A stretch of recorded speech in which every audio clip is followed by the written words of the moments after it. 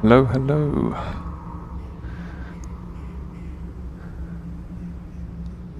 There we go. Hi guys, just testing out some new stuff.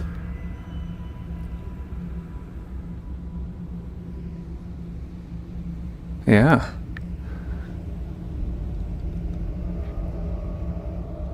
Alright, let's jump in.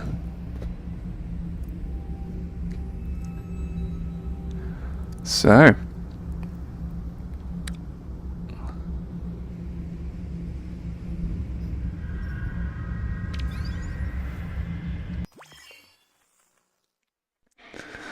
I'm replaying Life Alyx.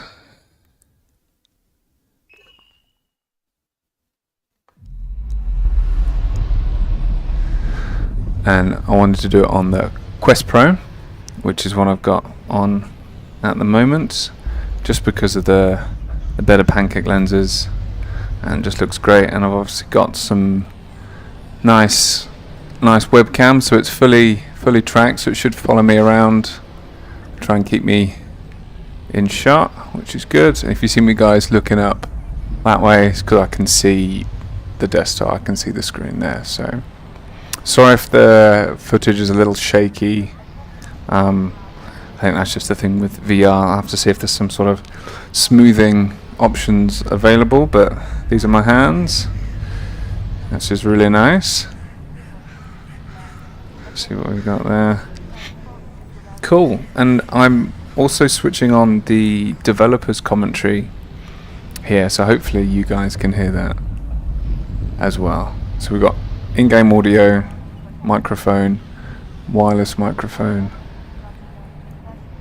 and yeah, so we're live. Let's just have a little listen. This game's my favourite VR game ever. Just incredible. Just the dexterity, the ability to pick things up and break things. I've already come in here and played around with this. There's a few things missing, but the weight of objects and things as well, which is just amazing, being able to feel the physics of things, and it just looks absolutely incredible. Absolutely incredible. So yeah, and it all works, and it's all part of the world, which just looks absolutely incredible. So if you haven't played Life Alyx, highly recommend it. It's just the little things like this, being able to come in and actually play with everything. Absolutely incredible. So I can actually go around and actually pick up these headphones, which is really useful. I put them on. As in the case of any Half-Life game, Okay. the first hour of Alyx must convey. So I can take those off at any point, which is great. So I've already listened to the intro and then the talk about the Citadel, which is that huge thing there, which is really cool. So yeah, I've got snap turn on. I don't know if I can change that. Let's see if I can change that in the menus. Not that one. Maybe this one. Not that one. Okay, no, we're gonna go with that for now. But this game just looks incredible. It's just all the little details, like the doors a little bit open, you can see all the way down into the street. Little things like your hands interacting, that guy on the bike down there. 3D sound. It's just absolutely gorgeous. A little thing there. So obviously you guys won't be able to experience the sense of depth that I have, but yeah, I mean everything here you can just interact with. It's just fantastic. I'm going to bend down and pick this up. There we go. Oh, it just works so well. So let's have a little look. Right, so everyone plays with these. It's just the first thing you do in VR, isn't it? It's just scrubble around, which is just great. So let's see what this is about. Alex! How's it looking up there? It's good, Dad. Metrocop movement is normal. Same for the Combine patrols. How's it going in the stockyard? One Combine mini reactor from a shipment of 4,000. They're never going to miss it. Here, see for yourself. And not only that, someone's hacked into the Combine construction network. Don't get greedy, guys. We're not made of time here. 1 minute and I'm out, guaranteed. Oh, also, I spotted the Combine moving supplies into the quarantine zone. That place has been deserted for years. That is odd. Well, we'll look into it when we get back. What is this? Meet back at the safe house, baby. We'll be there soon. It looks like... What is it, Russell? What'd you... Terrific.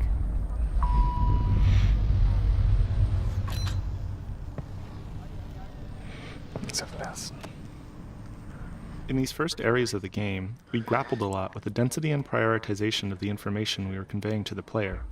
Playtesting showed us that players in VR were easily distracted, often due to better peripheral vision, such that they'd focus on one scene element while losing track of others.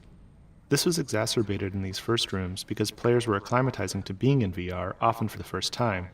In addition, different players progress at different speeds. We saw some players spend 30 seconds on the opening balcony and others 30 minutes.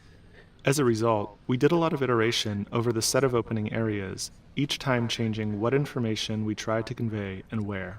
Initially, the video call from Eli took place in the later refuge room with the Snark and camcorder, but players were often too engrossed in interacting with all of the detail in that room to pay attention to the conversation between Eli and Russell. We moved the video call out to the starting balcony, but there it distracted from the establishing shot of City 17 and the Citadel. It also came at a time when players were still figuring out core game elements like movement and hand interaction with the world. That collision made simple things hard, like when to show the player a movement tooltip if they immediately started the video call. Eventually, we settled on inserting the greenhouse between the starting balcony and the refuge, which allowed us to move the call to an area with a slightly obscured vista and fewer interactable objects. This avoided the distraction problems and ensured players were past the initial gameplay moments of figuring out their hardware and movement setup. It also had the bonus of allowing us to add further detail to the opening balcony and Alex's refuge without fear of creating distractions from the video call. Nice.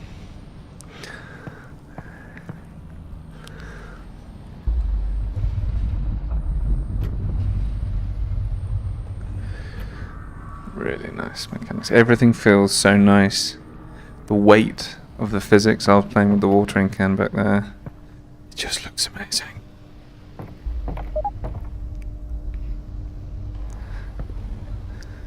Game menu. Here we go. Options. Accessibility.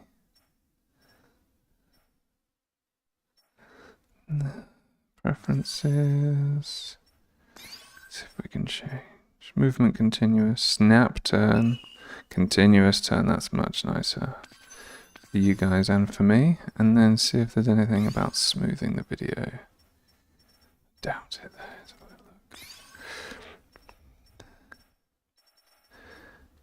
look. Interface. Yeah, okay, well, we'll just don't want to break it now. So now the turn is smooth, which is really nice. But just like being able to pick up everything. So cool. And the lighting, materials, all just spot on. I mean, when I first played through this, it took like 60 hours just because I was doing this all the time. In between the action elements, of course, but really great way on how to start a game, because you can just knock it with your hands. Everything's physics, which is great. So we just came from up there.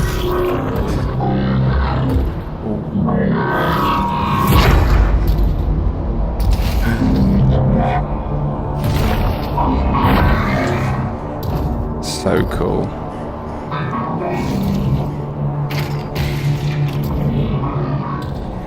It made me jump. I think his foot would smash in the tiles. You forget. You play through it once, and you enjoy it so much, but then you just forget what it's like. Let's put that on. Beyond conveying critical information about the state of the world, the first two levels of Half-Life Alyx also needed to demonstrate some of VR's strengths. Conveying a sense of scale is something VR does much better than flat screens, and our early playtests showed us that nothing quite sold that scale more than seeing a Strider up close. In addition to the visuals, to fully illustrate the scale of a Strider at close range, we needed to do a lot of work on its audio treatment. Players had strong expectations about feeling the weight, power and presence of the Strider through its movements, particularly as it stepped on the balcony the player was occupying. In order to convey this power through sound, we layered multiple sound effects, allowing us to address ranges in the audio frequency spectrum and the temporal nature of those elements separately.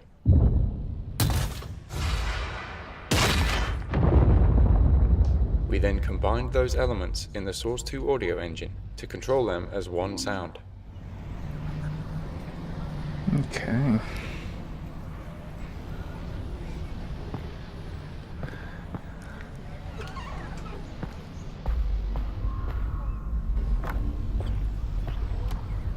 This room, internally referred to as Alyx's Refuge, was initially the location where the Eli video call took place.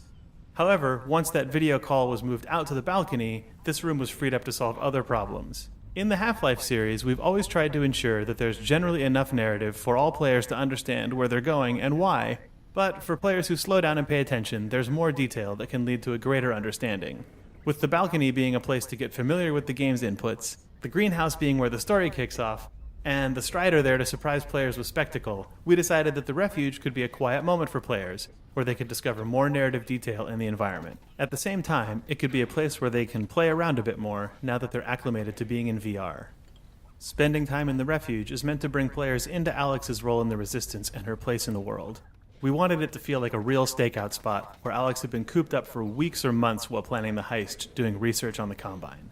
The camcorder, snark, and whiteboards are all toys that respond to detailed interaction and reward deeper investigation, giving curious players more information about the world of City 17 and what Alyx has been doing in it.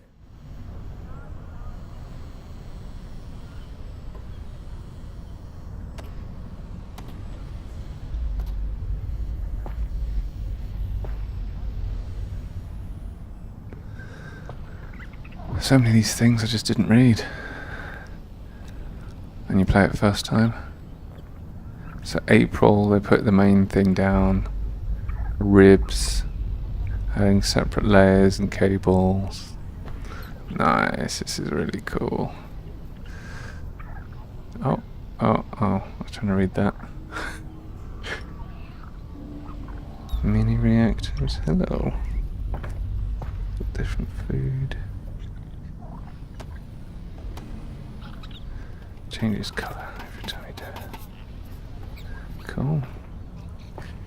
It's just little things like the ball you would hope would spin and it does. So good. And the matchsticks. Matchbox. So good. Right.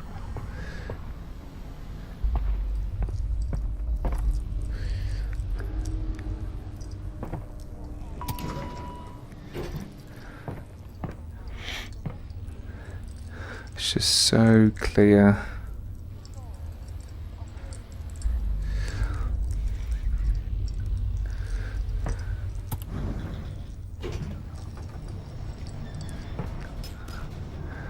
That's a good cinematic bit, surely. Alex! The water. So good. Alex, are we good? Yep. Two critical pieces of information that we needed players to understand were simple to state, but not so easy to convey. That players were playing as Alyx Vance, not the Gordon Freeman they've played in all prior Half-Life games, and that Alyx is going to speak, unlike Gordon. These probably seem obvious to you now, but until we focused on them, it wasn't obvious to playtesters. Ensuring that everyone realized they were playing as Alyx was something we decided to hit with the biggest hammer we could, and named the product after her.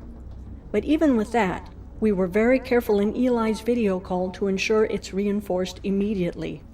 Olga, the character introduced here, was added to further drive it home by calling out when the player exits the elevator. Olga is the first character the player meets in person, and her dialogue here, and again ahead in the alley, is aimed at driving home the fact that she's conversing with the player, and that the disembodied female voice the player hears is Alyx speaking back. This was harder to convey in Eli's video call, because it already features Russell speaking off-screen, whereas in this scene, there's clearly no one else around in the conversational space other than Olga and the player. Without Olga, we found that, even though they had already spoken to Eli and Russell over the video call, playtesters still didn't feel like they were Alyx. When we started Half-Life Alyx, we were very curious to find out how VR would impact our music design. The Half-Life series has always used music sparingly, often leaving the ambient sounds of the world to provide the audio background. But it is a tool we like to use to highlight moments where the world state has changed in some important way. In this case, that something's riled up the Combine. In our early playtests of this scene, without music, but with many of the other visual and audio elements represented, we found some players didn't understand that they should move along, and that others became distracted by the interactive objects in the laundry. We experimented with some very simple quote-unquote action music to communicate the changing of the Combine threat level, as well as the story's intention for Alyx to get to safety, and found that players were less likely to forget their quest and move towards their goal. The music was kept simple and cinematic sounding to allow it to blend with the purposely complementary background sounds and gently start to normalize the use of music in VR in a familiar way. This success encouraged us to use the same technique in scenes with similar requirements later in the game. This is just great. Incredible.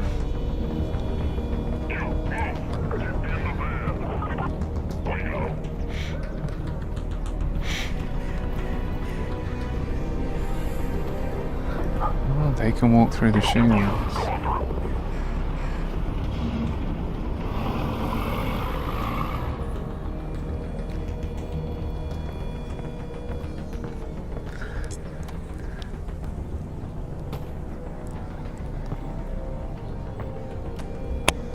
The remainder of this level is designed to continue informing the player about the world they're in, and to support the increase in the Combine's alertness.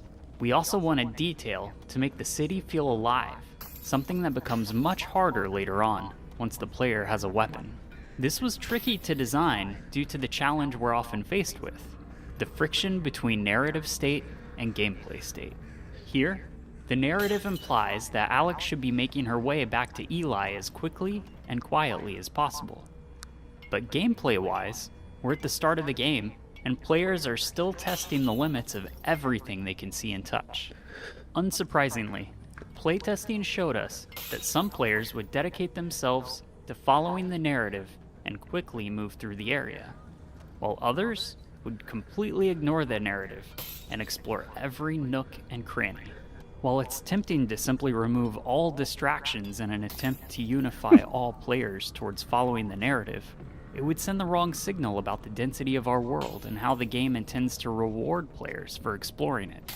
So we spent months refining this section, adding, changing, and removing elements. We tried to find the right level of narrative tension, where players felt like they should be moving along, but not so quickly that they can't stop to tinker with something. We put in enough interactive objects and narrative moments where players were always rewarded for looking around, but we designed all those distractions to end quickly, so we could encourage players to continue moving along. Yeah, when I first played this, I just ran through this bit.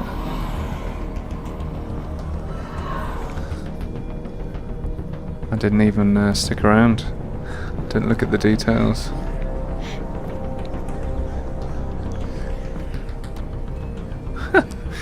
It's just things work as you would expect them to. Just look at this. Amazing. Yeah, communication severed. Very atmospheric when you're not rushing through it. Very well done.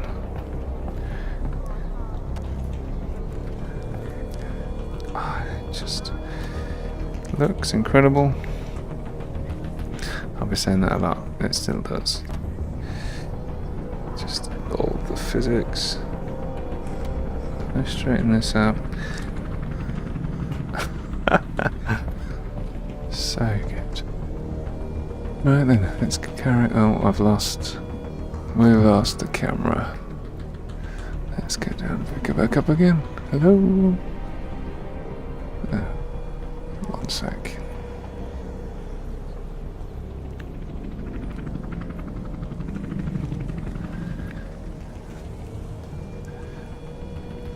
There we go.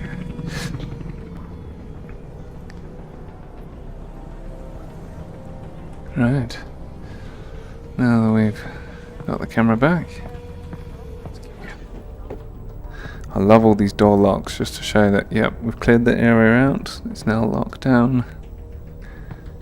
Nowhere else to go.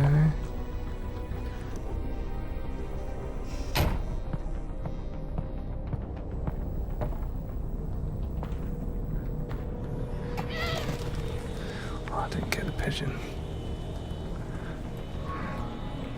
What's really nice is the snaking nature. So you walking, you're getting different perspectives of the same spot, different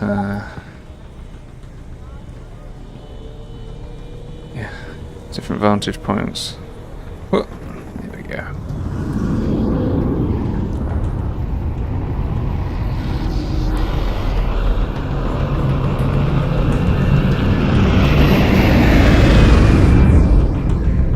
Nice. I so wanted to fly one of those.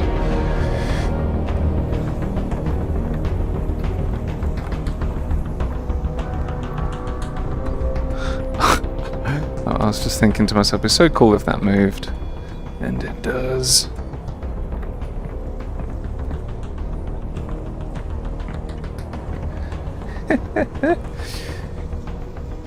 Now, this is the ultimate form of escapism. It's such a real world, completely immersed, just wandering around doing stuff you wouldn't normally do. Oh. Paint bucket. Splat. Yes. Oh.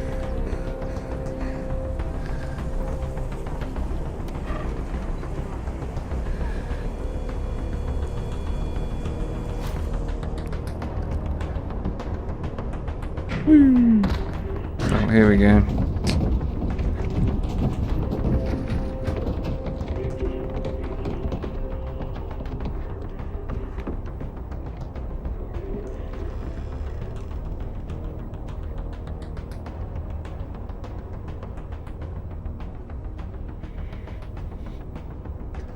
Oh. I was like, there must be a button here somewhere. Whoa! Wait! I just live here. Probable anti-citizen. Get those hands off! Wait! Don't shoot! Area secure, you there.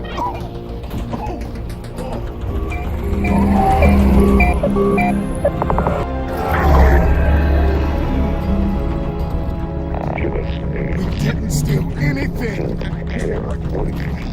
No one! I didn't see anyone! Dad! I didn't notice the scan on the face. Hey, wait! No!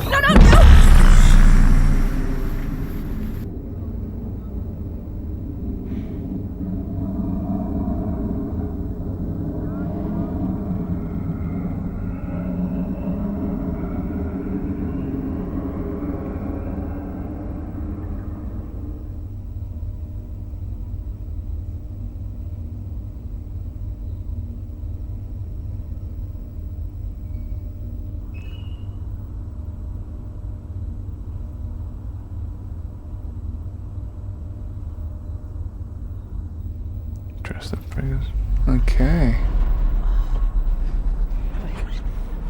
Where are you taking me?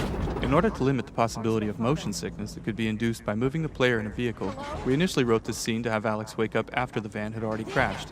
Players found this underwhelming, however, since the game seemed to be needlessly holding back an exciting moment that they could have experienced for themselves. Addressing this meant that we had to tackle the technical problem of moving the player comfortably in a vehicle. In this van, and in the train at the end of the map, you'll notice that the outside world is only visible through small windows. These outside views are necessary to provide motion parallax, but the small window size ensures that the player's field of view is always dominated by the vehicle interior, which is naturally in the player's own frame of reference. This greatly reduces the occurrence of motion sickness. Aside from the parallax of the outside world, we use animated lighting and careful sound design to produce the effect of riding in a vehicle.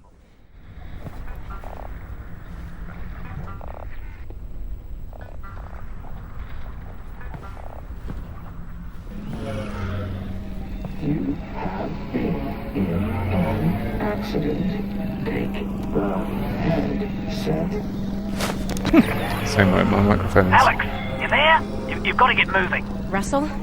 I've been in an accident. I know! I caused it, so technically not an accident. You've got to get moving. Wait, where's Dad? He's fine. Follow the drone.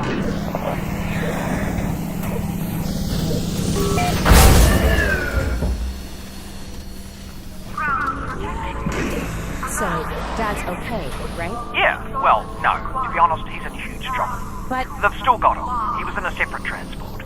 And you saved me? Well, yes. I had no way of knowing who was in which van, so... Yes, the result was that I saved you. Do we know where they're taking him? Criminal holding. And then, when they realize he's Eli Van, Look at that. to Nova Prospect. Bit disgusting because it's huge, but... To get him back. You're close to my lab. Keep following the drone. We'll figure out what to do. It looks amazing though. Aww, poor little rat guy. I saw PewDiePie playing with this guy for ages, carrying it around with him.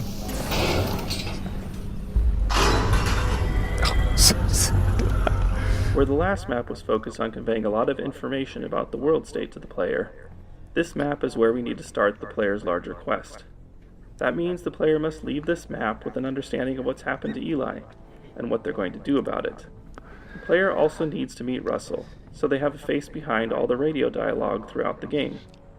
Finally, we need the player to collect the gravity gloves and the pistol and learn how to use them both. This is a daunting list. From experience, we know that if we cram all that into a single scene, players won't be able to remember more than a couple highlights. So this map's purpose is essentially narrative pacing. We need to draw apart the required events, separating them with enough time and space that players could ingest and remember them. At the same time, we're a little under the gun. Playtesting showed us that by now, some players have been playing for 30 minutes, and they're wondering when they're going to see some enemies.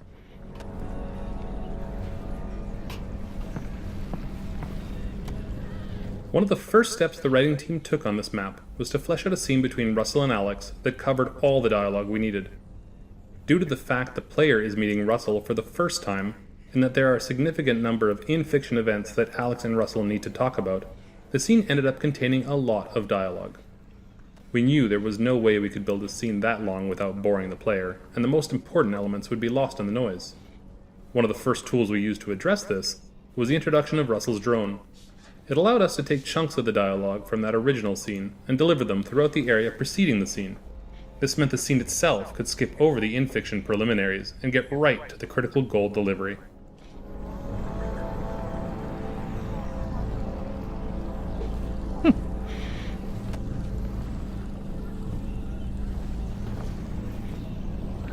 Alright. Sorry, the camera keeps going off, guys.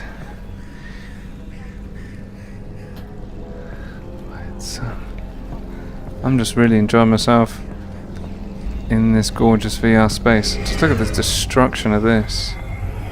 Huge tentacle of a power line.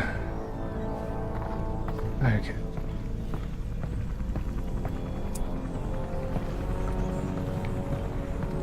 Russell, what did you guys find back there?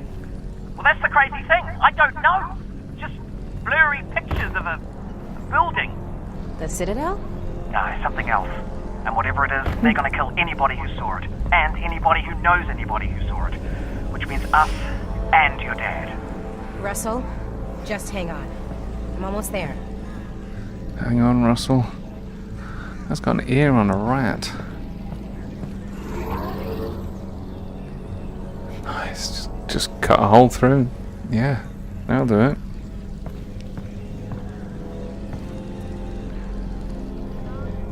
Oh, it just looks so good. Oops. I wanted to squeeze the pliers.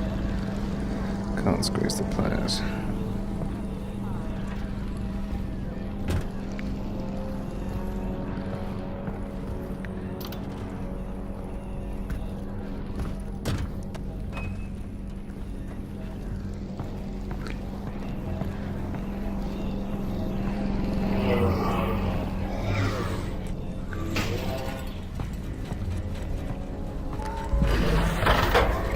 I didn't go down the slide last time. Whee! Gotta be done. It just works so well. In addition to delivering narrative at a consumable pace, this map needed to continue communicating the state of the world outside of the quarantine zone. We also wanted players to understand when Half-Life Alyx takes place in the larger Half-Life timeline, and to see for themselves the massive scale of the Citadel under construction. The power of the Combine is embodied in their indifference towards humanity. They've conquered Earth with little effort and are now plundering it for their own ends. They put a modicum of effort into their propaganda, but it's ultimately uncaring.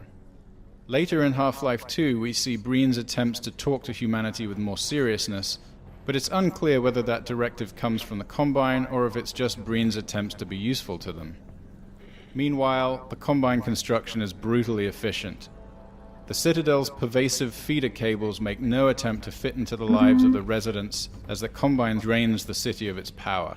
Within this playground, a nostalgic nod to Half-Life 2, this enormous cable has been run right through the mural on the wall, demonstrating the Combine's total lack of interest in the history behind the city.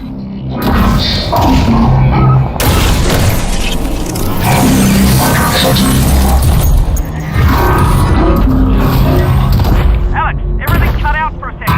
I lost the headset video feed. Can you see my drone? Is it okay? Sure. Yeah, I'll be there in a minute. I'm surprised he didn't see me, or there wasn't anyone riding it, but interesting. Uh-oh.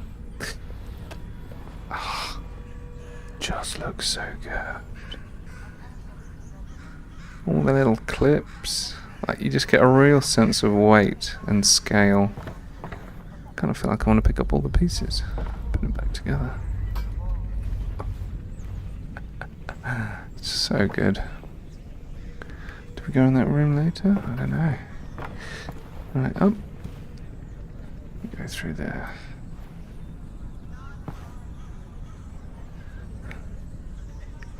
Let's see.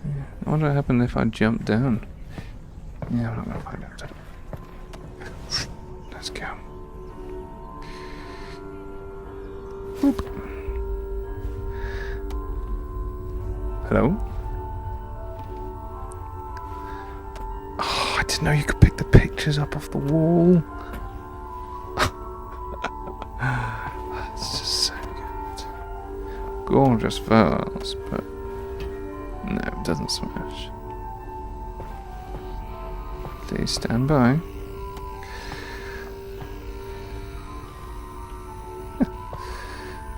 Another cushion. Ah, you just don't. You miss so much on your first playthrough. Really do. That picture's wonky.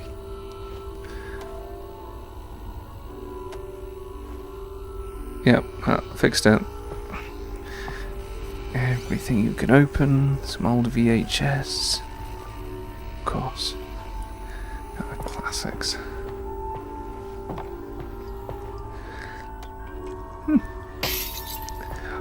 Sticks. Tea.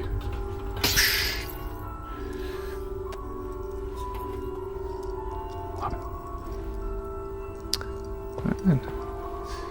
Here we go. Alex, great. Okay, let's wait. My drone's okay, right? Nope, it exploded. I'm fine, by the way. Right, good. Well, that's the main.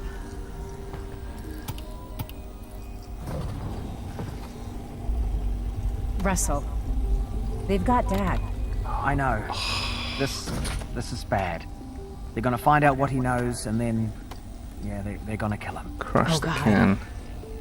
But the good news is, we've got something they don't. Which is? My plan to get him back. Great. Let's hear it. Now, pretty soon they're gonna realize that your dad is not gonna talk, and when that happens, he's off to have his brain sucked out. Russell. Potentially. Maybe not, though. I mean, they could just drill into his... Stop. Oh, yeah, still your dad. Right, well, what they will do is take him by train from here. This is Eli to Nova Prospect. And if he gets on that train, that's it, right? Not necessarily. Grab something that represents us.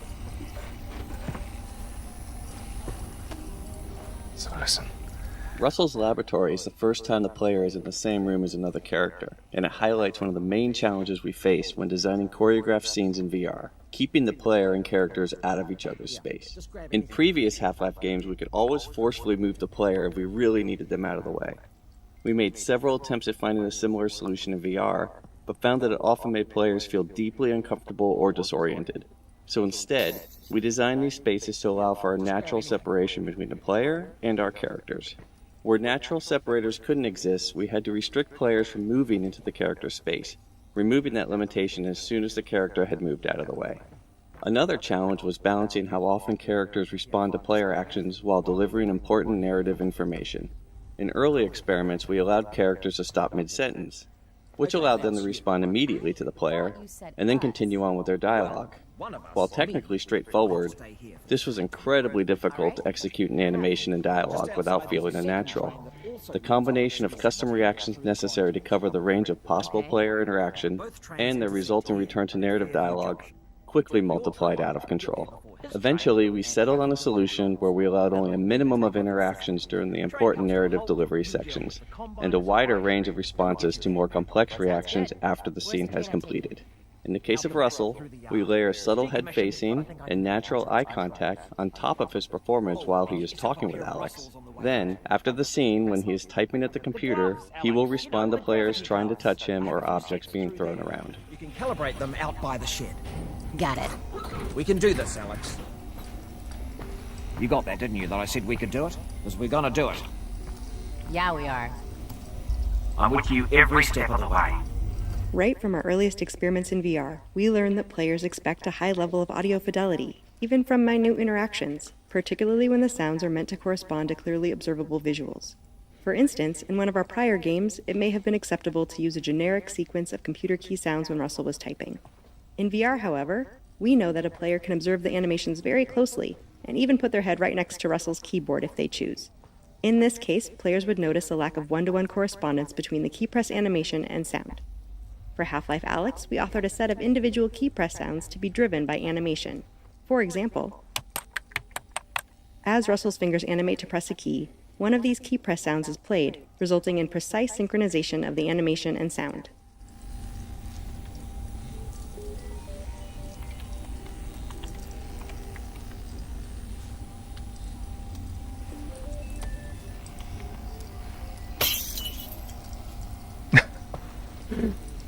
I have the duct tape on his jacket.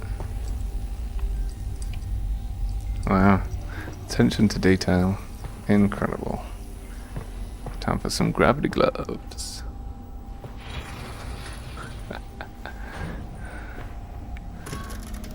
Some prototypes in there.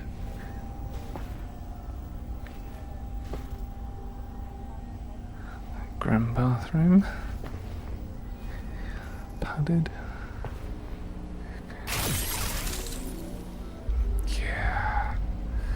So the lighting in here when you first get these and you see all the little wires, just incredible. Must have taken so long to do. Right then, here we go. Hop, hop. And lift the bonnet. No bonnet.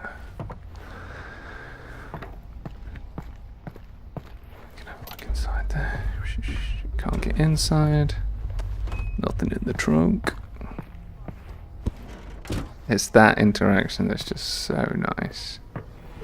Alright, you know how this goes. There should be a bunch of One junk frustration down players there. may encounter in VR is having to physically bend down or reach out for objects in the virtual world, especially if they have limited real-world space.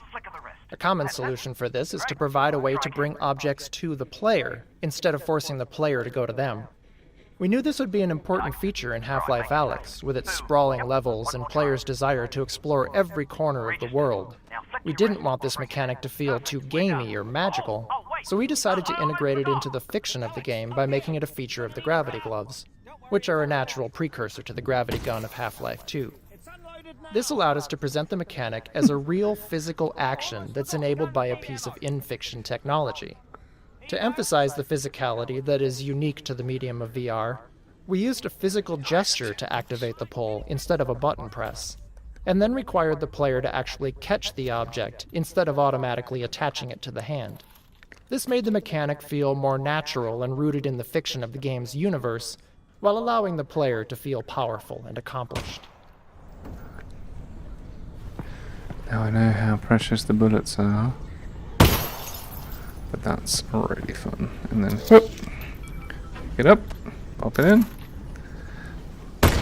Nice. Do you like just whoop, whoop, smash. Ah, just looks so good. Nice, nice, nice. Because you can't let go of the gun really. That's I need to keep holding the button.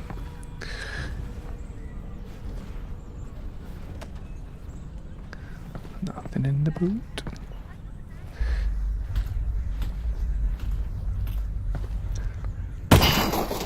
Oh, you took care of that lock then. Good, great. Did have the key for it, but should have given you that. That's on me.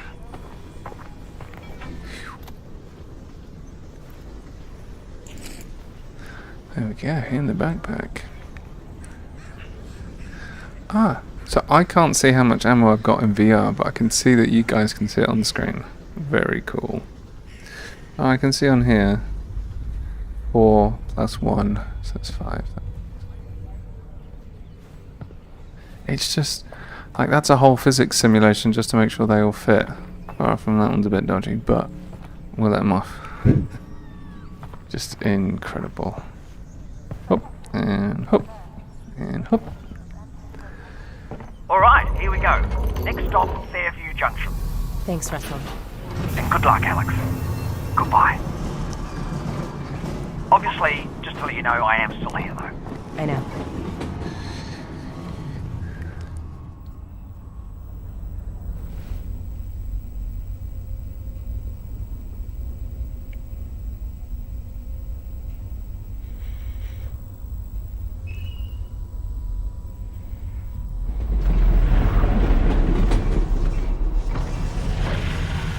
Hello, Alex?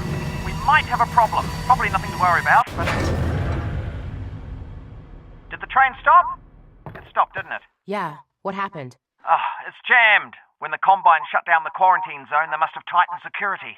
Which means? Yeah, you're nowhere near Fairview Junction. You're just outside the QZ. And this is as far as we get by train. Then I'm headed on foot. Good. I'll see if I can get you in some other way. Oh, nice. So we were at the other side of there. See, I didn't realise that last time. Assumed that's the front. No, we were heading that way. Ah, then we need to go in the quarantine zone. That's where we're heading. Yeah, cool. So we weren't in there, but how sweet is that? I got a dead zombie here. I thought the Combine sealed up the QZ. This one must have squirted out. I've heard they've had trouble with barnacle spores outside the containment area, but not about fellas like this. Probably not a one-off then. I doubt it.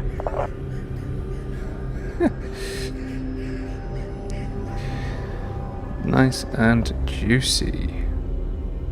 Another audio guy over there. Woo! Boop. See, you could probably jump down there and make your way over.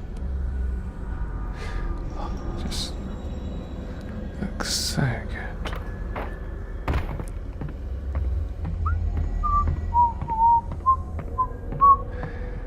Whoa. Oh. Yeah, man. Whoop. Ah, would you look at that?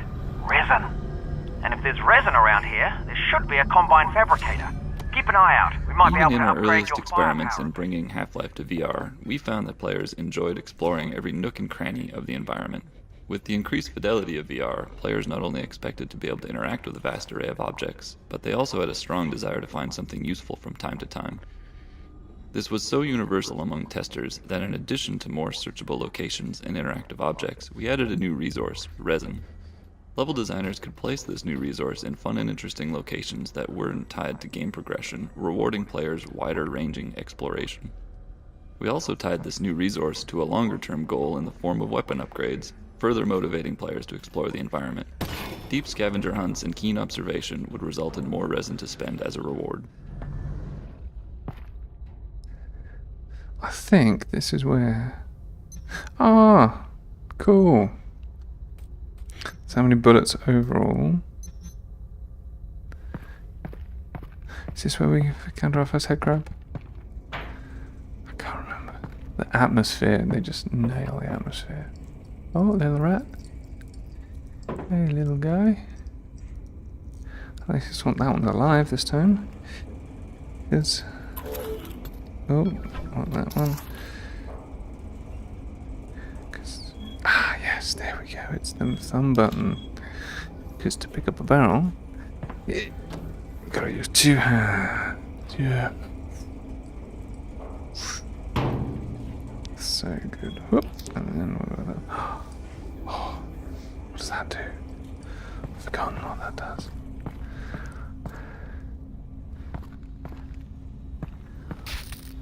Oh, made me jump. Whoop. Internally, we refer to this type of puzzle as a toner puzzle, due to its similarity to a real-world cable toner tool that can be used to locate electrical wires in walls. The toner mechanic was conceived as a tool for designers to craft player experiences around knowing that the player had to put their head and hands in specific locations. The initial design merely required the player to use their multi-tool to push a ball of energy along a path, similar to a child's bead maze toy.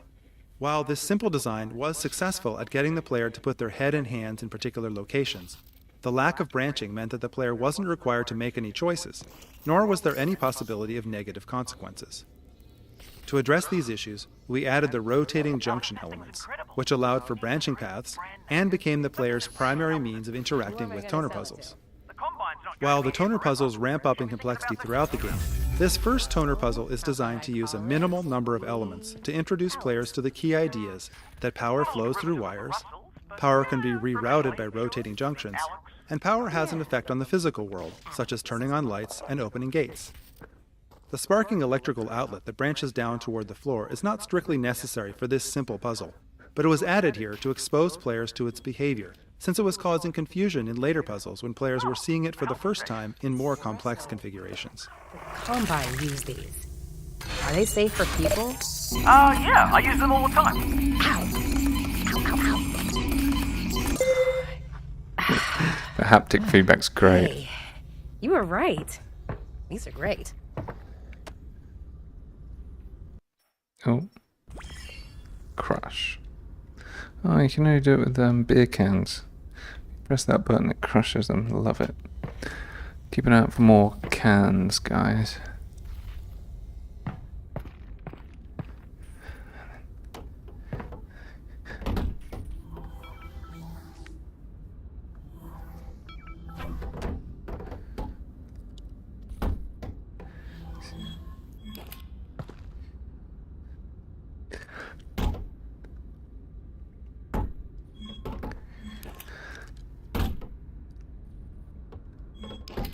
Used to be able to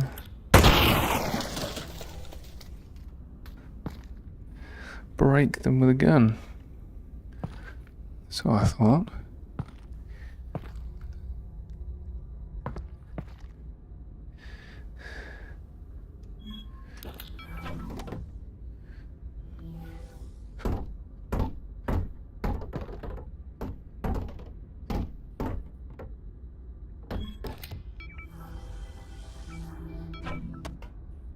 In there.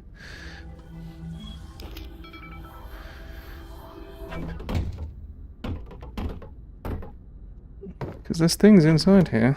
And I want it if there's something in there.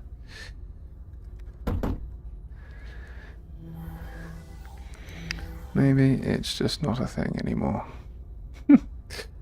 Right, 2 hands. Definitely a head grab in here.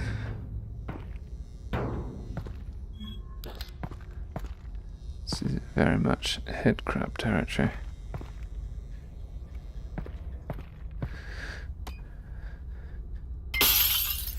That never gets old. Boop! Boop!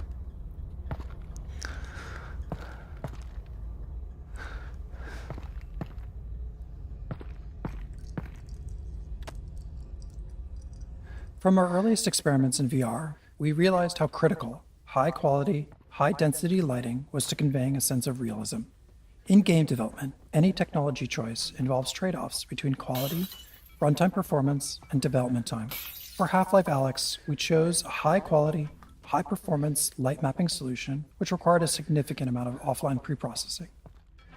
We performed the light map preprocessing using a render farm, which could take several hours for a single map at the highest quality, and we put a lot of effort into mitigating the cost of that high iteration time for designers on the team. Specifically, we implemented a real-time approximation to the final lighting result, which allowed designers to light scenes in real time with confidence that the high-performance light maps would match their intent. Most lights in Half-Life Alyx are baked into a single term that describes distance falloff and shadowing, allowing us to change the brightness and color of lights in real time at no cost. This encoding also allows us to apply shadows from dynamic props and characters without having to render any static geometry into shadow maps.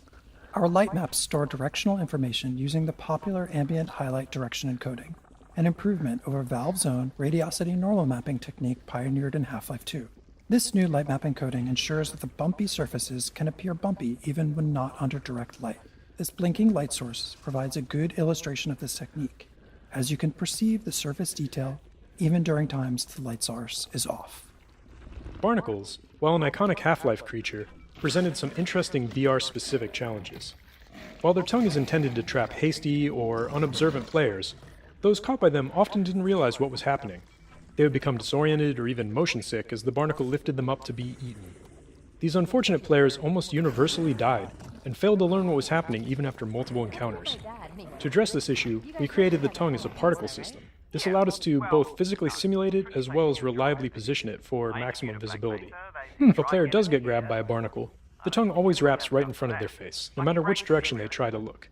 This makes the tongue almost impossible to miss and visually guides the player's eyes up to the location of the barnacle, so they know where to shoot to free themselves. These fixation visuals that kick in as the player is being lifted not only serve to communicate the damage the player is taking, but they also help to reduce motion sickness by narrowing the player's field of view. These changes, combined with sound effects and other visuals like seeing stars and blacking out, eliminate confusion for players and enabled us to bring this classic enemy into the world of Half-Life Alyx.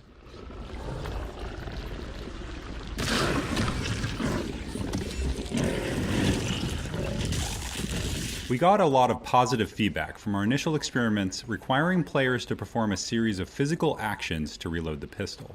Specifically, ejecting the clip, retrieving a new clip from their backpack, inserting the clip into the gun, and chambering around. Players enjoyed learning and improving at this skill. We experimented with using a single button for both ejecting a clip and chambering around, but we found that assigning these operations to 2 different buttons was more interesting, even though it was more mentally taxing. In fact, it was more interesting precisely because it was more mentally taxing, as players would frequently mix up the buttons under pressure. In the early stages of the game, players would be fumbling for clips, ejecting the clips when they meant to be chambering around, and generally making a mess. To those of us observing the playtest, this looked like things had gone horribly wrong, but players themselves consistently cited this as a high point of their playthroughs. Because of the physical nature of the reload, and the skill required, players blamed themselves and not the game for the mistakes made as they were learning the reloading sequence. In this area, we provide a number of static targets in the form of barnacles for players to shoot at their own pace, increasing the likelihood that they have at least a few reloads under their belt before moving on. It's so nice to hear from the developer's perspective all of the little details, the problems they faced, solutions, because it just feels so good. So I'm really happy to be, have a bit of time to play through this and actually listen to the commentary properly, because, Oh, do you need a minute? Because, I could pause the feed. Just looking, Russ. Just looking. Indeed. Oop, nothing in there. Ragdoll physics is so good. So just looking around for some resin. Just wanna enjoy the game again. Look at all the details I missed. Oh, eerie music. Something's gonna happen. Can't go through there yet. I know where to go. It's just fun exploring and looking at all of that. It's the devices that the Combine have created, and the architecture and the design of this to clamp onto the railway, fill the hole, and then also the little bit at the bottom. When I first played this, I even did a video years ago of just look at the mud. A video of some of the Combine architecture when it's in its parasitic nature later on some of the buildings. It just looks incredible. So I take it the quarantine zone is behind this hatch? Yeah, that's so where nice they keep it. to relive I'll look it. around for a control panel to open it up. Like, it's just so cool. I'm just gonna see if I missed anything over here.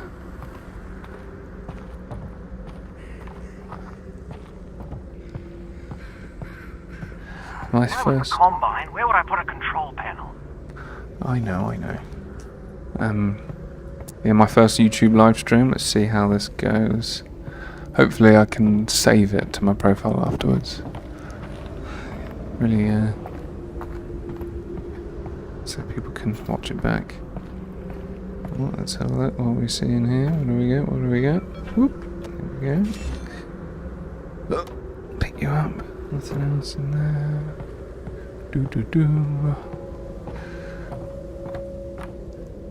All of that, thank you. Oh.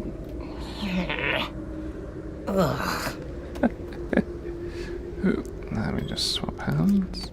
Whoa. Come on, matey. Out of the way. Thank you. Kick me in the face. There's the door. But we're going to use this. Okay, now he's in the way. Not ideal, but good. Always going to need you.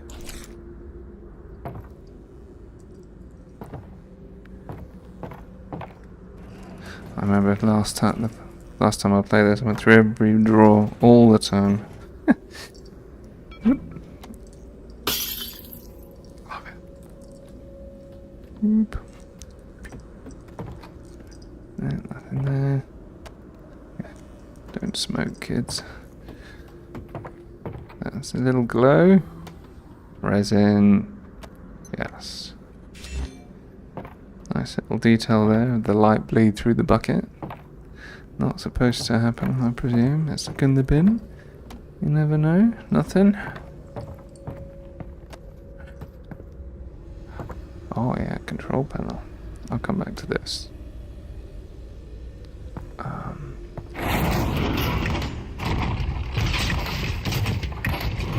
So nice to see the animations.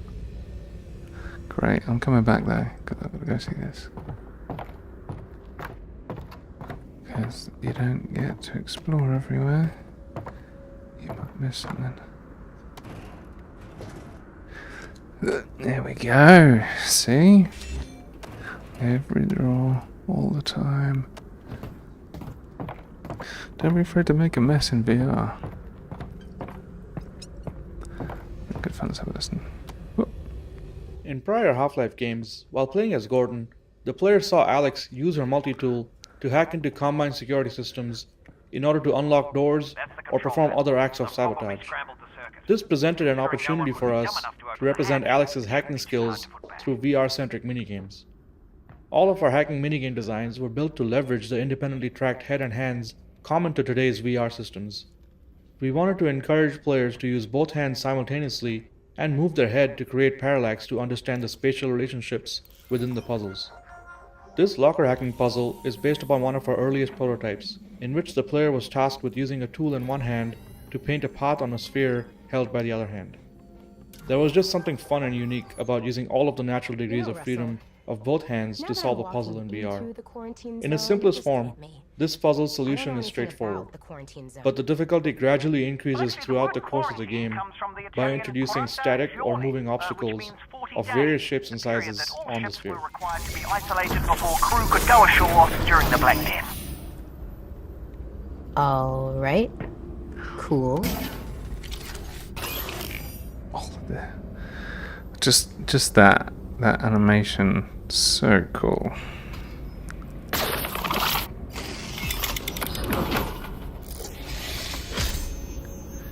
What's that laser gonna do?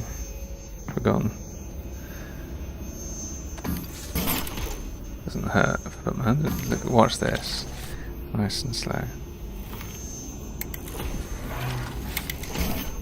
It's just so good.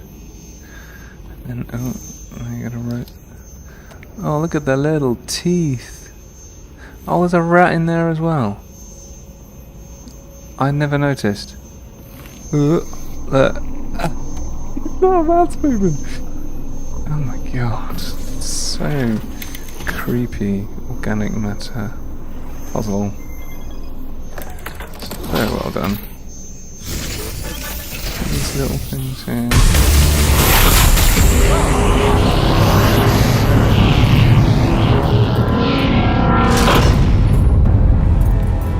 Sound design. I forgot. Finally. I'm gonna head in. Wow. How far is Fairview Junction? You'll go through the old subway tunnels on your way to the train yard. Have they started moving Dad yet? I don't think so, which is good news because we've still got time. Oh, that's great. Or bad news because they've already killed him. And you don't need to move a corpse, you just bury it. Or burn it. Still there, Alex? Mm-hmm. It's just the way the architecture just comes and destroys the human architecture, the Combine architecture versus the human.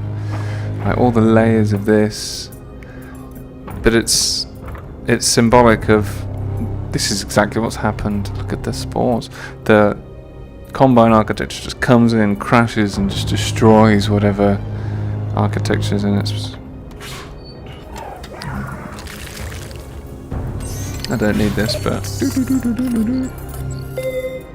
come back and get it again if I need to. But no, very symbolic nature of things. Excuse me. Whoop. Whoop. Whoop. Oh. Right, well, those spores are just now off infecting everything else. So good. Russell, are you seeing this? Whoa. Alright. Don't touch that. Here we go.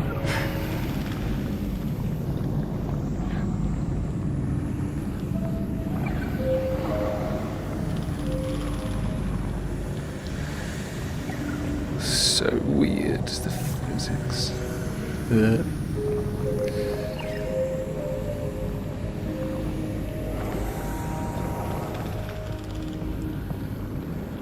So weird. I'm impressed about the mesh density though, from a perspective of production. The fact that they managed to get such organic forms in there, amazing.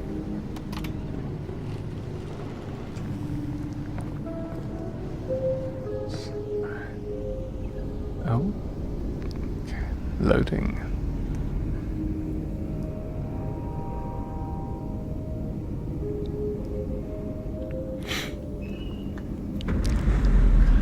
Yeah, well, they did that really well. Like, you got to have some load screen somewhere. Just the amount of textures and detail and everything in here. Just everything's just pristinely placed. Like, it's so good. In our early prototypes, players could heal themselves by grabbing a Half-Life 2 health pack and pressing down on a controller button, which obviously wasn't a very interesting VR interaction. During the development of Half-Life Alyx, the Counter-Strike team added health injectors into CSGO as part of the new Danger Zone game mode they were developing. When we saw this, we felt that an injector would work well as an intuitive healing item in VR as well. Players would press a button to arm the injector as a way of indicating their intent to use it. This prevented unintentional use of the injector and gave us an opportunity to showcase how physical the interaction was going to be via haptics, animation, and sound. Some testers even initially responded with dread over the fact they were going to have to use a needle on themselves and looked away when performing the injection action. We also had to create approximations of the player's arms and body, as playtesters all had their own preferences for where they wanted to apply the injection. We even added the ability to inject into the head, since so many players tried to do it just to see if it would work. We had to ensure that players would become proficient at reloading their pistol during the early levels of the game, or later encounters in the game would be overly difficult. The prior map contained only static targets in the form of barnacles. Players could engage the barnacles at their own pace, but there were enough of them that players would need to reload at least a few times. This first live zombie is locked behind the chain link fence and cannot reach the player until the player opts into the encounter by shooting the lock on the door. The placement of zombies in the upcoming section of the game is designed to require plenty of reloading, to ensure that the player builds up this skill. Have a built-in display that shows your resin, ammo, might come in handy. Got it. Thanks. Kaboom!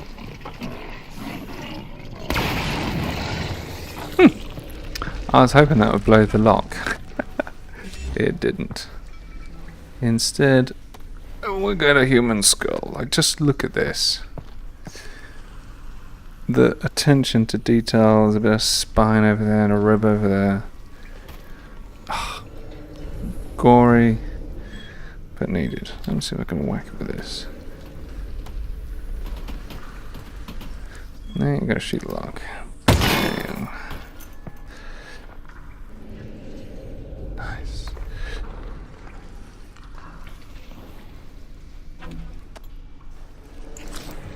Oh, I forget, yeah, you put your hand there. Just tight, great little things. There's a few enemies to shoot in a minute. So could I come in here first, eh? I saw you, resin. Oh, it just looks so good. The fog, the atmosphere, the bloom. I can't open that. Can't get to it.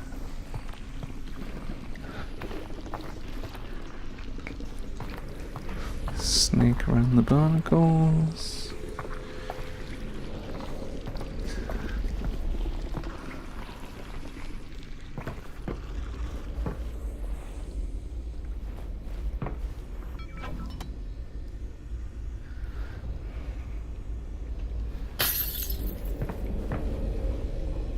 It just looks incredible.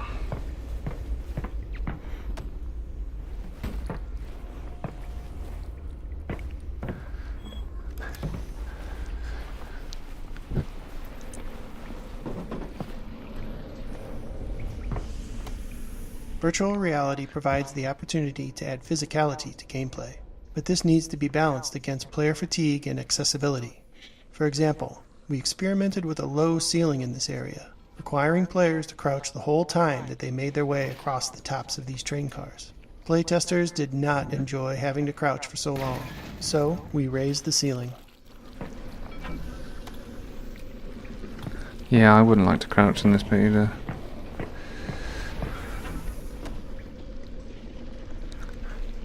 Oh, I think I just lost tracking there for a sec. Come on. Oh, whoa. See if it blows up both of them. Yes, it does. And some resin. Maybe I got a little too close. Whoa. That one. So good. No goodies in that one, apart from what looks like a bit of a pelvis.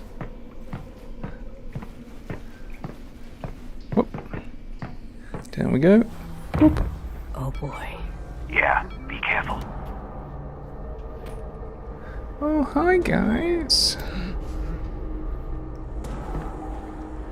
See now, this bit freaked me out the first time we play it. Freaks anyone out the first time we play it. But I want to hear what they're saying.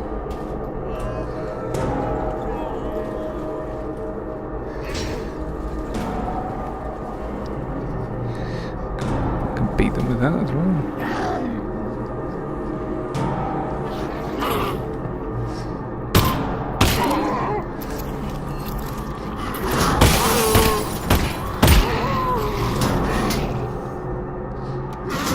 The breakable glass panels in Half-Life Alyx are yet one more system designed to convince players that they are present in a living, breathing world.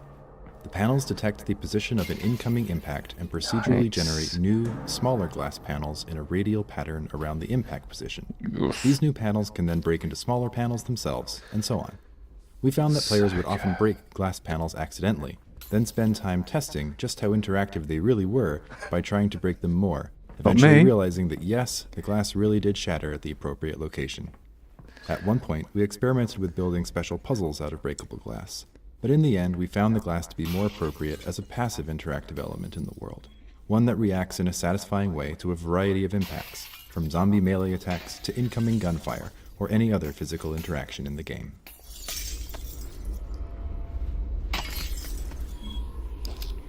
So good.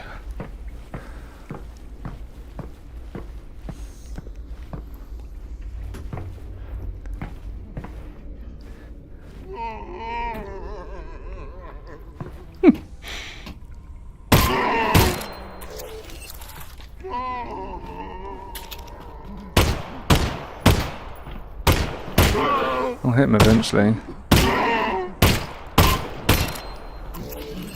Shocking. Absolutely shocking. Can I just... All I want to do is hold it there.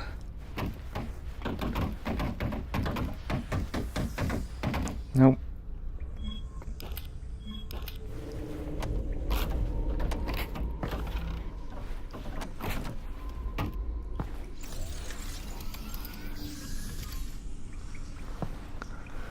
You guys having a nap over there? Yeah.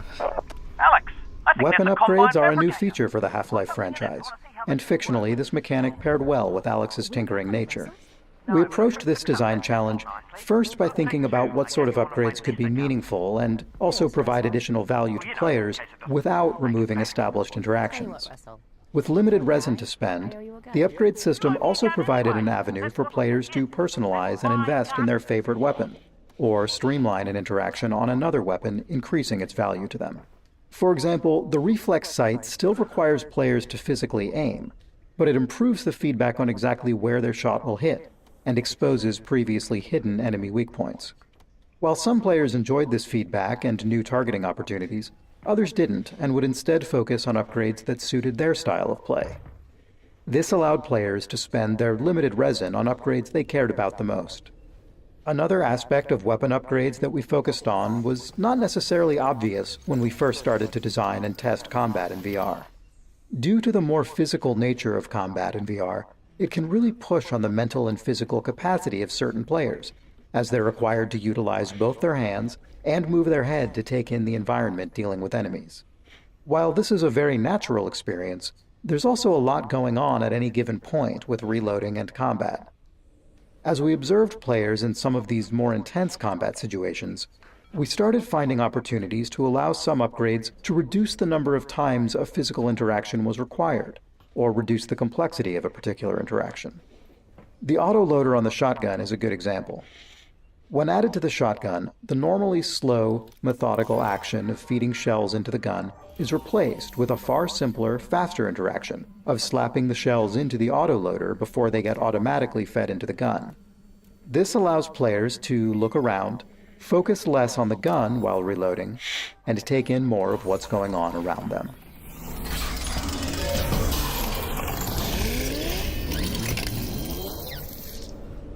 It's just so good, the layers of everything.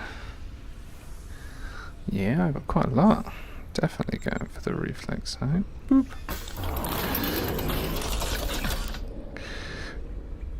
Insert resin. Oh, I love the way that looks as a chunk. Very cool, very inspirational.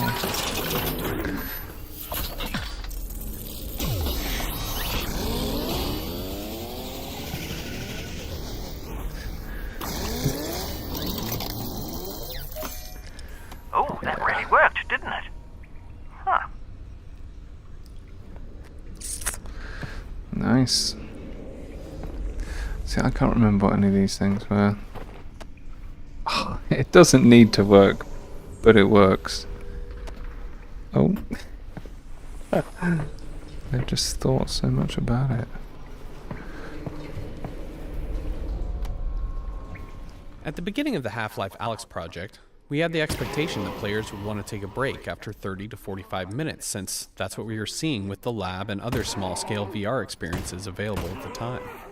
Because of this, we designed the pacing of the game's levels around play sessions of that duration. Over the course of development, however, the game itself included more downtime between intense combat encounters, and the comfort of the new crop of HMDs improved significantly. In fact, as the game progressed, we found that players were happy to play for hours on end. Oh. At the end of the playtest, players would often remark that this was the longest they had ever played VR in a single session. Yep, I can second that. Played a good couple of hours.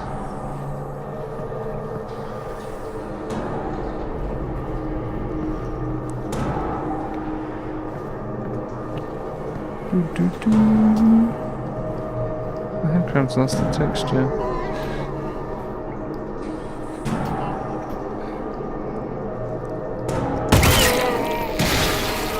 Nice. Got about that little thing.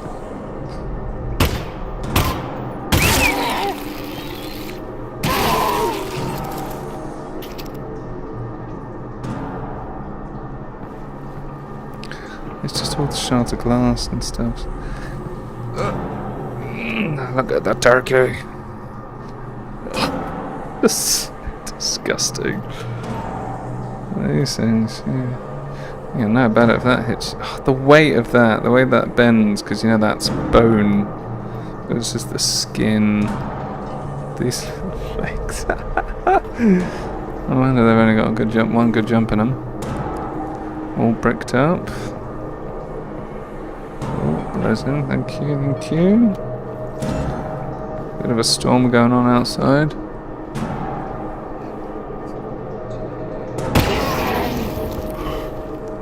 Where's your little weak spot?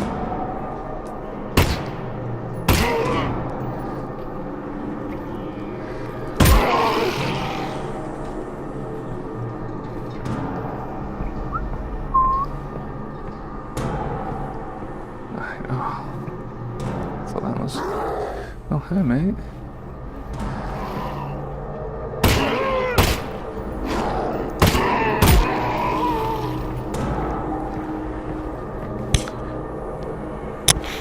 Excuse me. Alright, I've only got one left. I mean, this is really nice. The whole... That's how you meant to play it.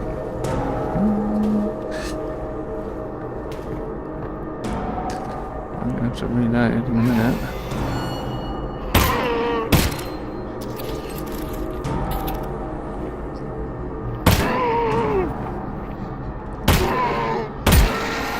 Nice shooting, Alex.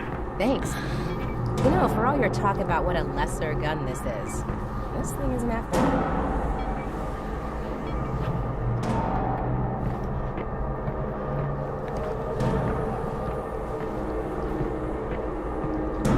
Uh-huh.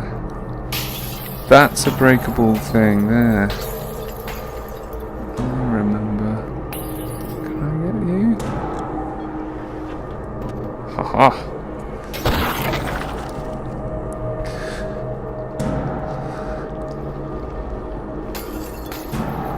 Come on, where are you? Come on. Oh, come on. I want the ammo. Come on.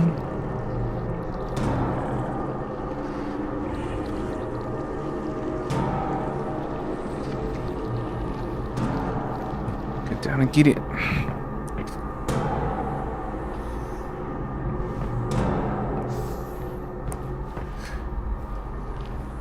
What? Oh, you can't. I see. What? Don't drop it. There we go. Nice.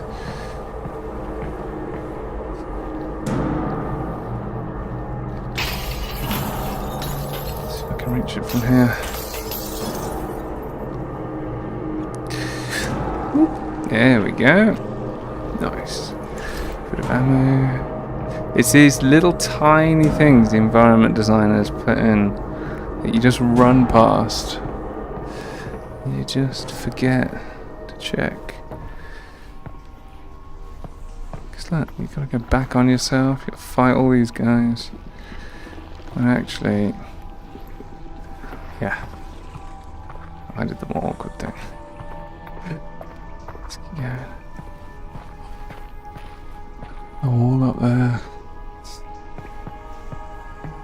Oh, this is, I think, first head crab encounter. No, I like running, scuttling head crab.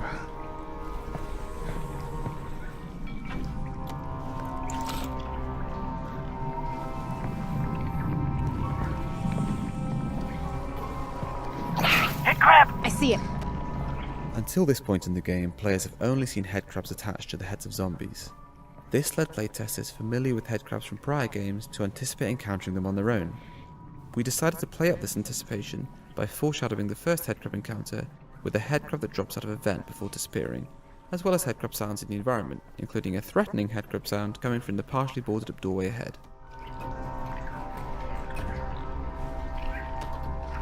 Oh yeah, I remember this. You can catch them in a bucket. Hilarious.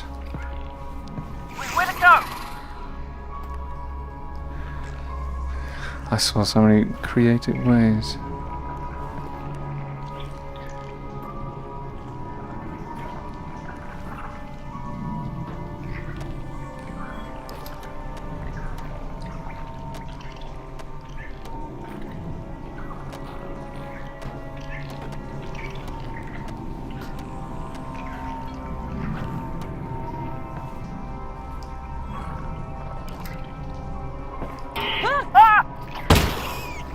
In the bucket. In the bucket. Oh, you missed. Yep, there it is. Found it. Probably only one of those. Only one. Love it. Yeah, what a squeaking. Whoop. There's movement. Oh, gooey. Ugh. Very well done. It's all sticky and horrible. But most people don't even want to stand on it. Whoop.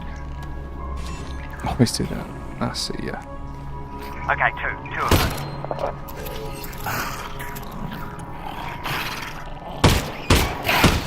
Whoa. Definitely gets like that when they jump at you. Only a little bit of health gone.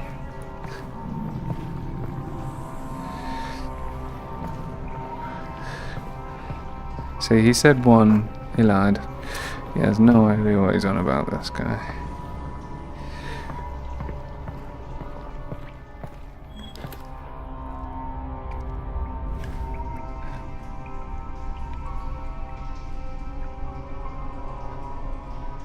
Hello, hello. Thanks for joining, whoever's jumped in. Such a good game. Dad, Russell? No. You can do that, or you can silent do since he got on the train. 2 hands. Damn it. No, the other one's 2 Well, hands. the good news is he's probably fine. How do you know that? Because they're taking him to Nova Prospect to torture him. That's the torture place. So they're hardly going to torture him before they get there. Fine.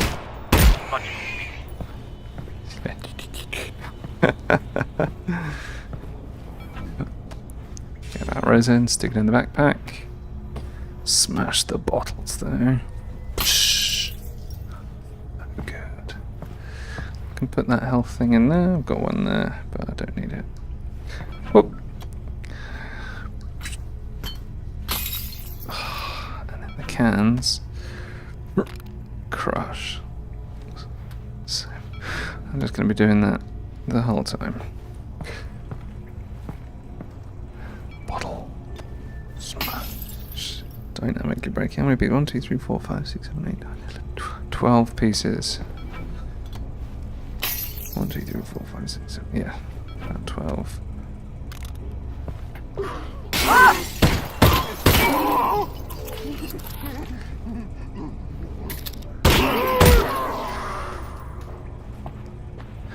Oh, nice little jump scare there, thank you. This is just so good. This is why you replay this game. Just makes such a difference. Look at it. You want to cut yourself on that glass. Whoop. Oh, so well done. So I've got like health, syringe health in this hand. Or I've already got one of these health things here, which I don't need, but I can't carry it. So what do you do? Oh, crush. What do you do when you don't need?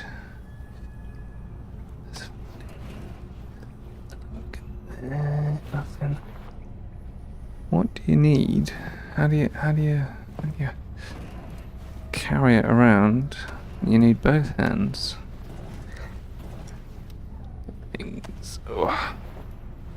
Oh, nice.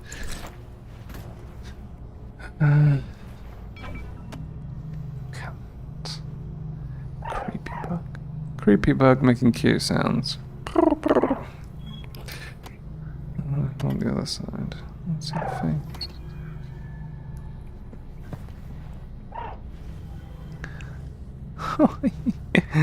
I know, mate.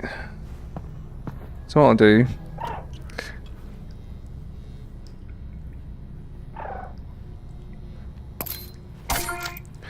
that, pop that in there. I think I'm good enough to get to the next checkpoint. Oh, anything in there? Oh, nope, nothing. Whoa. So, yeah, just doing that for now. I get haptic feedback from touching it. Cool, nothing else in here, I don't think. And we'll move on to the next room. It just looks so good.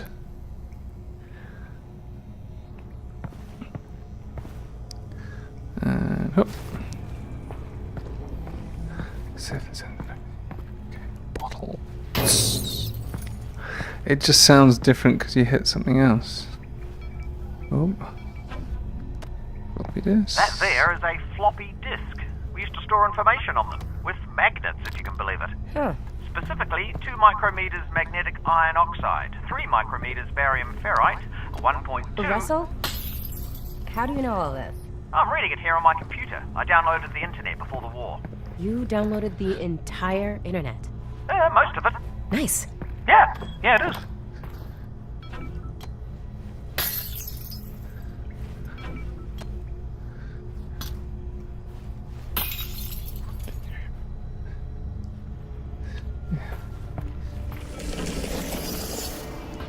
That scared me. No, before I go to the creepy eye, there's some resin. Are you seeing this? So last Possibly. time... Are you seeing floating garbage? It looks like it's just cardboard. Right. Well, seems harmless. Yeah. See, Weird, you though. missed all this. Forehand. I'm so glad the webcam, the camera head tracking works with the Quest Pro headset on. You can walk around like this, it follows me. So cool. Anything else? Anywhere? Anyone? Gotta get those upgrades.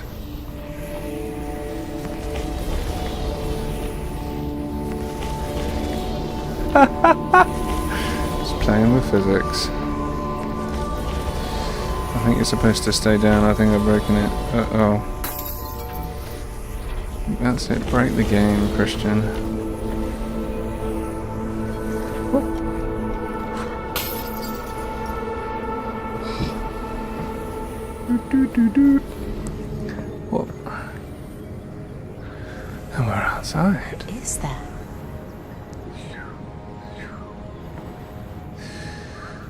Oh, puzzles.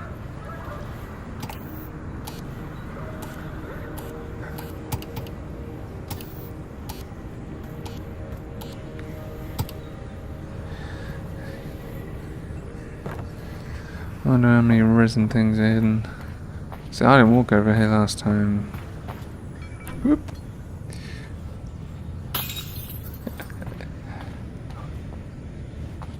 It's just the atmosphere, like fog and everything's done so well. Whoop, and whoop.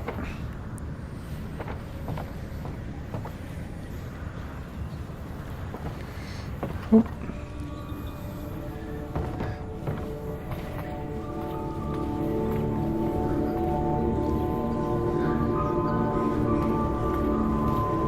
Oh, got two things to listen to here.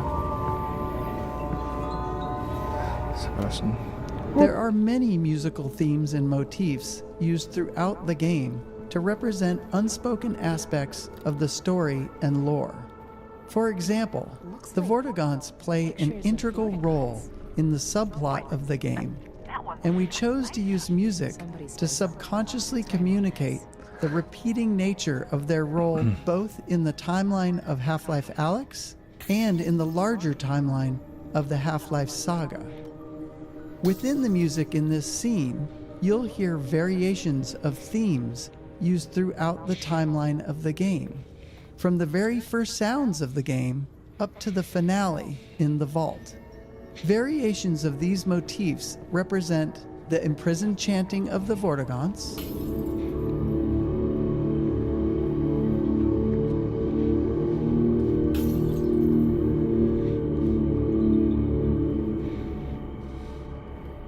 the extraction of their energy to confine the G-Man,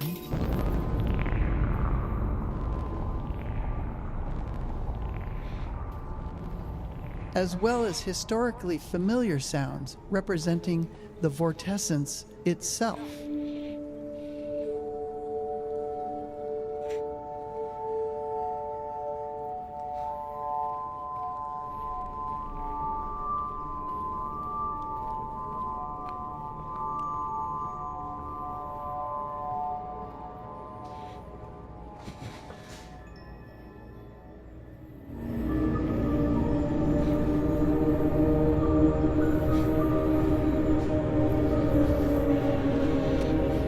There are two layers to the markings on the walls in this area.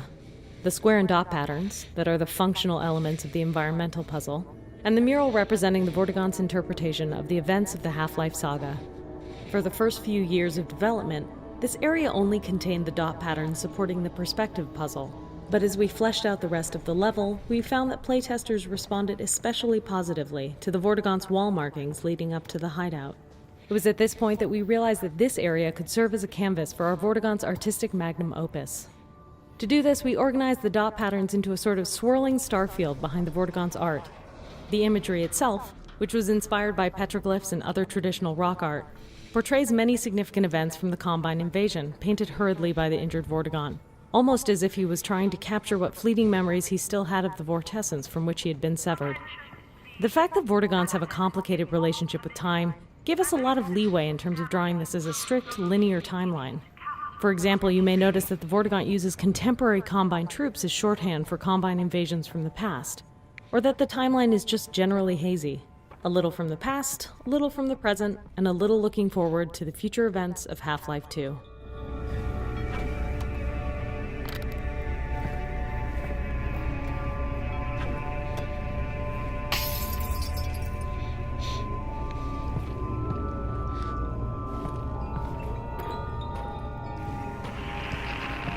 Alex, you alright? What's wrong? I'm fine, Russell. What's up? I'm losing your signal. Alex? Alex? If you can still hear me, keep heading in the same direction and try to get above ground. Russell? Russell?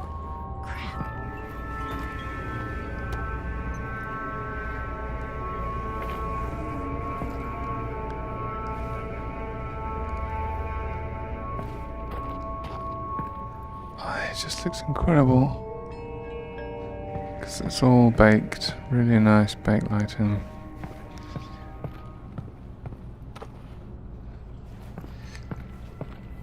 Oh, crash.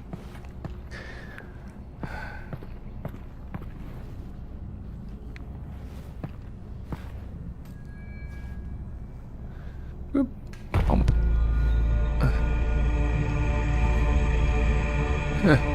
Thanks. This is weird. During our earliest attempts to raid Alyx, our instinct was to have her react to absolutely everything. But what we learned from playtesting was that Alyx reacting too much could actually be off-putting. Say a player's in a really tense, zombie-filled level, and they're having a great time, but suddenly Alyx is in their head, sounding angry, or frightened, or anxious. These Alyx reactions were creating a disconnect between how the player was feeling and how the character they were role-playing as was feeling. So we took a lot of those out. The Alyx reactions we left in tended to be the ones that were practically universal. Alyx's reaction here to the surreal entrance to the Vort hideout is a good example, where it was just so different from everything the player had seen up until then, and kind of takes you by surprise. We watched so many playtests where the player would see it and say, "Whoa, that's weird." So we had Alyx say the same thing a second later, almost like an echo. Oh. The Alyx fans. You received my messages. I did?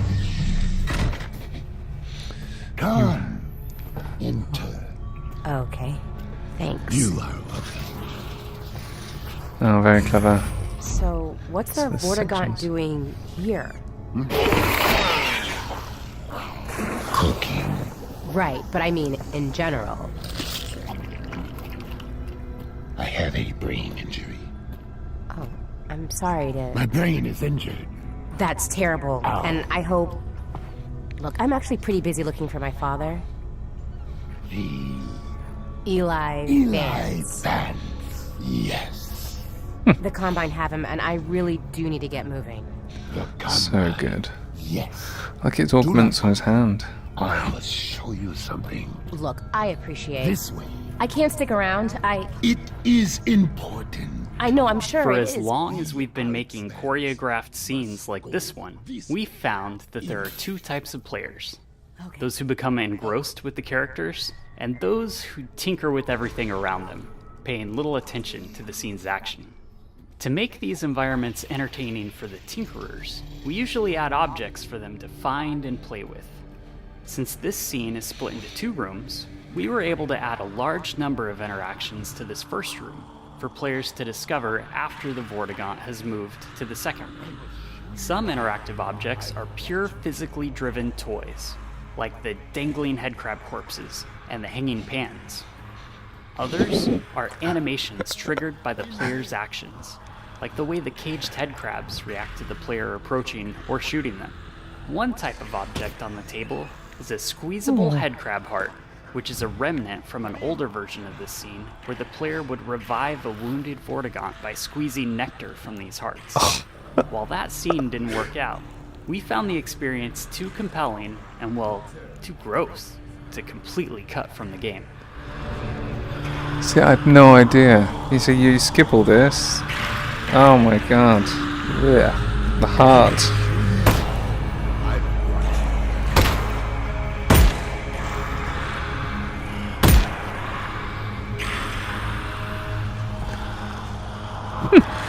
In here.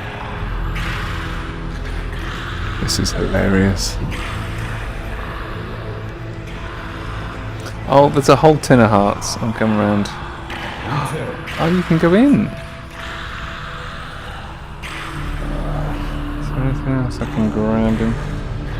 A whole bowl of hearts. Yeah. That says to this one. It's probably the last one. The fundamental challenge of any choreographed dramatic scene like this one is making sure that we entertain the player without undermining the delivery of critical gameplay information. In this case, the player needed to leave this scene with the knowledge that the Vortigaunts have been imprisoned and that the player should seek the Northern Star. This particular scene went through many different variations during development, from a cooking scene with an extremely traumatized Vortigaunt to this humorous version. We even experimented with an interaction where the player was required to squeeze the nectar of several headcrab hearts into the Vortigaunt's mouth to revive him. While this was a memorable and novel VR interaction that ensured the player was engaged with the scene, the interactivity on the player's part often resulted in playtesters remembering the actions they took, but not the critical gameplay information. Eventually, we ended up with this more humorous scene, which struck an effective balance between entertainment and goal delivery. Importantly, we also distributed the scene across 2 separate rooms, breaking the information delivery into 2 steps. The first room where the player meets and learns about the state of the Vortigaunt, and the second room where the player is given their new goal. Separating these physically into rooms seemed to help players more reliably retain the critical information delivered in the second room. While this scene did undergo a lot of changes, one story beat remained virtually unchanged from the very first roughed-in version. The moment the Vortigaunt tosses a headcrab carcass down to the player and yells, "Sustenance!" Right from the start, this moment always got a great reaction from playtesters and remained all the way to the final product. Looks so good. Some nice subsurface scattering happening as well. Ah, so good. He's damaged and everything. Through there, Alyx Vance. So you go the wrong way and he helps. Whee! Boop! That's good.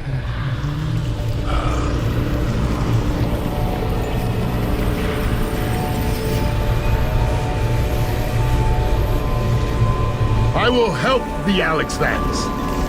Look to the northern star. Why? For guidance. Okay, thanks. Are you done helping? I am not. Here. Sustenance. I'll eat it later. Thanks for the help. You will be welcome.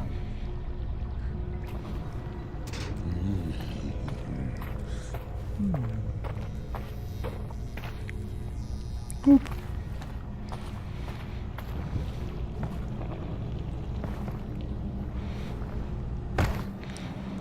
Nice. Alright, I'm going to stop there, I think, guys.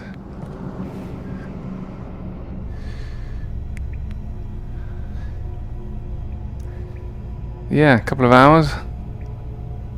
Or hour and a half. That's a really good save point. And headset battery is low, but this just looks incredible. This is the juicy level. Alex, the signal's back. Can you hear me? Are you okay? Russell, I'm good. How's Dad? They've got him on the train. He's on the move. You've got to find Fairview Junction before they get there. I'm working on it. Nice. Okay, right. That is it for today. Loving the developer commentary. So nice. You can pick up things that they put in that you don't see on the first time you play. So yeah, thanks for those that joined. Hopefully this will be up on YouTube as well. I'll stop recording. Yeah, subscribe for more. Cheers.